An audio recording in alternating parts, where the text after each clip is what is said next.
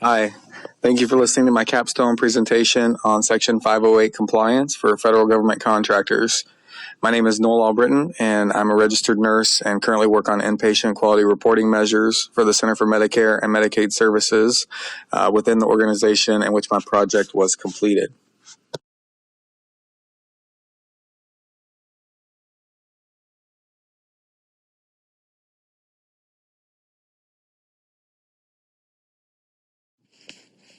This project explores the foundations and implications of Section 508 of the Rehabilitation Act of 1973 as amended in 1998. The project was used to educate and train 8 members of an interprofessional healthcare team within a federal government contracting organization. Education and training consisted of the history of Section 508 regulations, defining key terms related to Section 508, and why making electronic and information technology accessible to persons with and without disabilities is important. This project was also used to provide training for an interprofessional team regarding the implementation of 508 compliance standards. Upon successful completion of this training, the interprofessional healthcare team had a working understanding of Section 508 as well as knowledge to perform 508 compliance within their current work to suffice federal government regulations.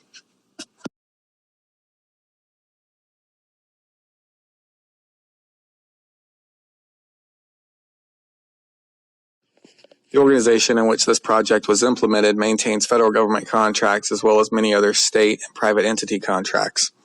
As a contractor for the Center for Medicare and Medicaid Services, the organization is continuously involved in the creation of presentations, spreadsheets, and other documents that are provided as resources for the public under the federal government. The organization realized over the past year or two the need to train additional employees in 508 compliance. The organizational concept for this training of 508 compliance entailed a functional training approach in which employees would be trained in 508 compliance standards that were relevant to their current role. This concept eliminated the need to train all employees to be fully qualified experts in 508 compliance, but rather provided functional training to relevant employees that would be implemented quickly into their daily work.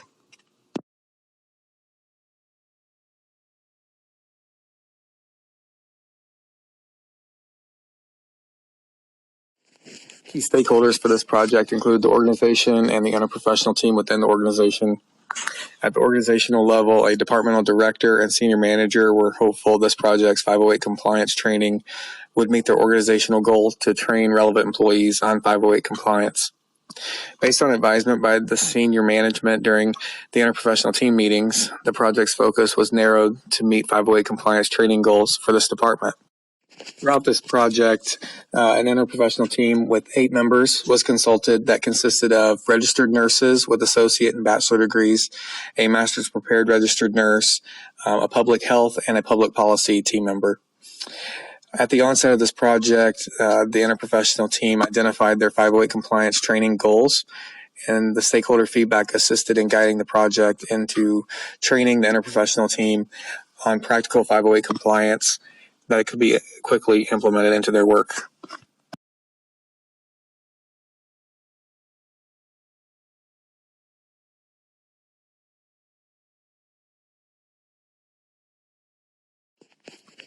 The foundational evidence for this project lies in Section 508 itself. Before we go further, I would like to provide some theory behind this project as well as basics of Section 508. The project utilized a conceptual theory to formulate a step-by-step construction of the concept model.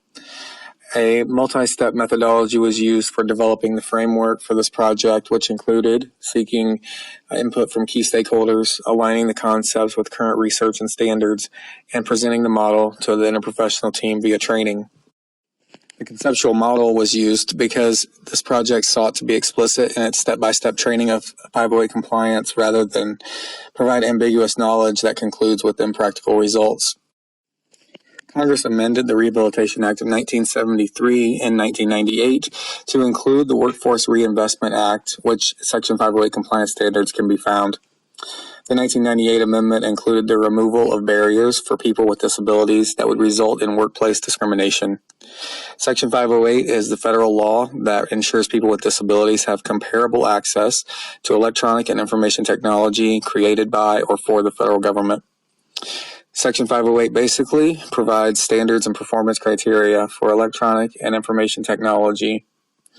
More precisely, the law specifically requires federal agencies to provide access to information for people with disabilities that is comparable to access available to individuals without disabilities.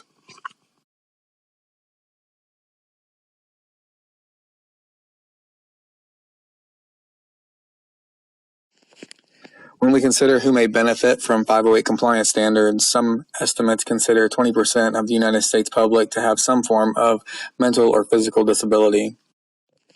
For this project specifically, the 8.1 million people with a vision impairment and the 7.6 million people with hearing impairments are a portion of those that may considerably benefit from Section 508 compliance.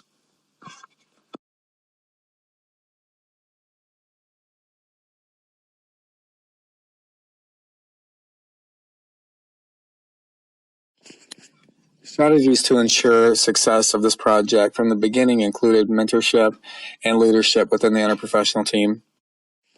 From the beginning, a mentor was selected from within the organization where the project was carried out. Implementation of a mentor, while required, proved to be critical to the success of this project.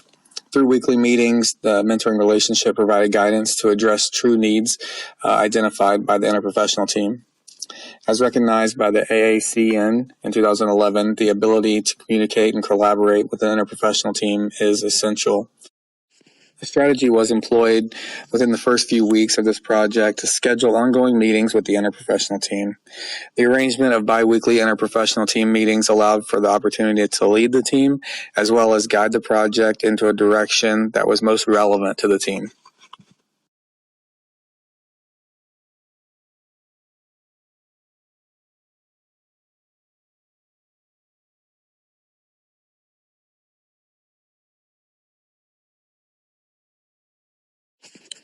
The first project outcome was to create a 508 compliance training presentation for the organization using Microsoft PowerPoint.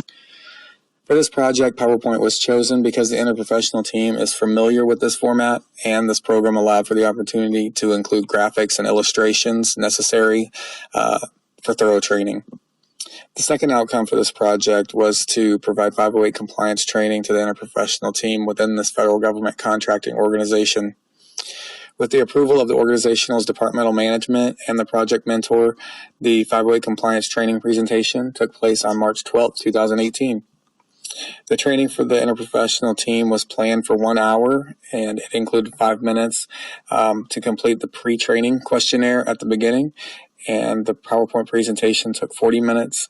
10 minutes were spent on a Q&A time, and 5 minutes were allowed for completing the post-training questionnaire. The third outcome for this project was to assess the interprofessional team's knowledge gained via the 508 compliance training presentation. To assess knowledge gain, a pre- and post-training questionnaire was used.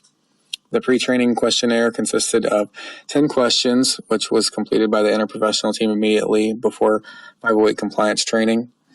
And the post-training questionnaire consisted of 15 questions, including the first 10 questions that were synonymous with the pre-training questionnaire to evaluate knowledge gained, and the remaining 5 questions were associated with a presentation evaluation.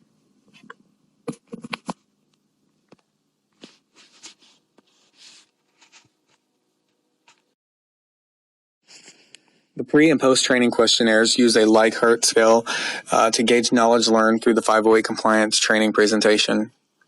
A 5-point ordinal scale was used to determine the rate of agreement and disagreement with the statements regarding 508 compliance training.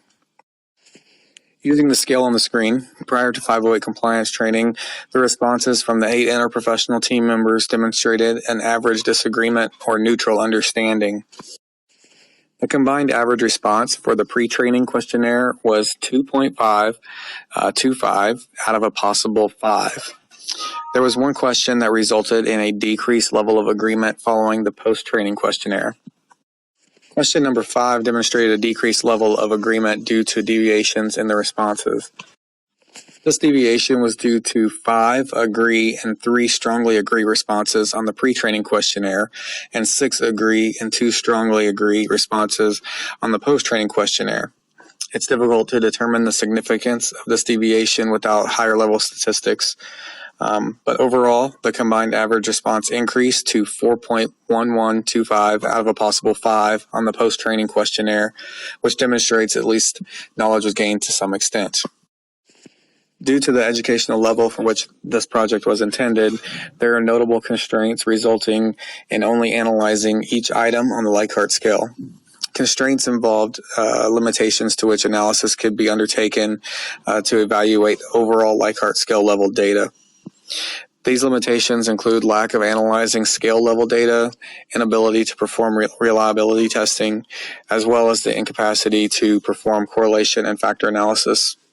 Therefore, the data from this individual item data analysis cannot be heavily relied upon, even though it does provide the basis for determining probable knowledge gained from following the 508 compliance training presentation.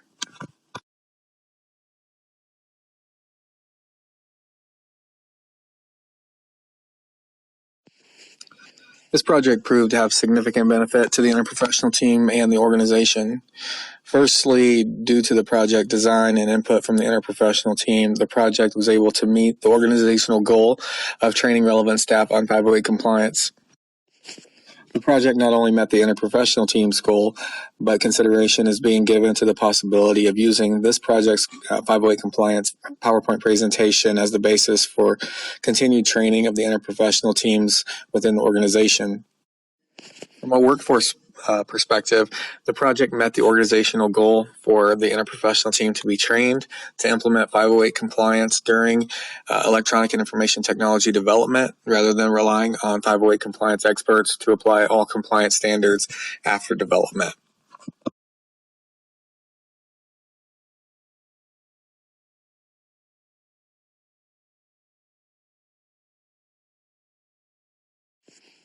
From a project analysis perspective, nursing judgment, critical thinking, and research skills gained during this graduate program were critical to the success of this project. As experienced nurses, clinical judgment often becomes second nature, and without a lengthy thought process, action can be taken. Although the start of the project did not feel like it was second nature, experienced nursing judgment and critical thinking skills were crucial to the success of the project. My role in the biweekly meetings with the interprofessional team allowed me the opportunity to lead the team in a discussion and process of working toward achieving the best training for them. Leadership within the interprofessional team began with identifying the organizational and the team goals to be met by this project. Leadership was able to be practiced within the professional setting as goals were created, and project development was aided through the understanding of the interprofessional team's needs. Another critical element gained through this graduate program that significantly influenced the project is the aptitude to evaluate research. Throughout this project, research was key to nearly every portion of the development and success. Initially, learning to navigate the library's research databases in an earlier course proved to be crucial to providing the support of this project.